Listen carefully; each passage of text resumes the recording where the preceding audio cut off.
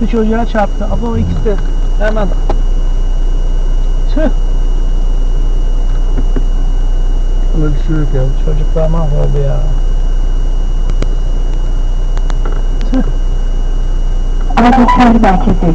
Görüşmeleriniz kaydedilecektir. Hadise merkezi. Alo, Yunusoğlu kavşağı. Adana istikameti motosiklete kamyon çarptı. İki çocuk da çok kötü yaralı, şu anda yoldalar. Yunusoğlu kavşağı. Evet, Yunusoğlu, Berdan, Adana istikameti. Tarsus Adana istikameti. Evet, Tarsus Adana istikameti, Yunusoğlu kavşağı. Tam Yıldırımlar noktası var. Tam onun Kaç var? şu anda şeyi çarptı. Motosikletli çocuğa çarptı. Böyle iki kişi harbi kumulacağındadılar.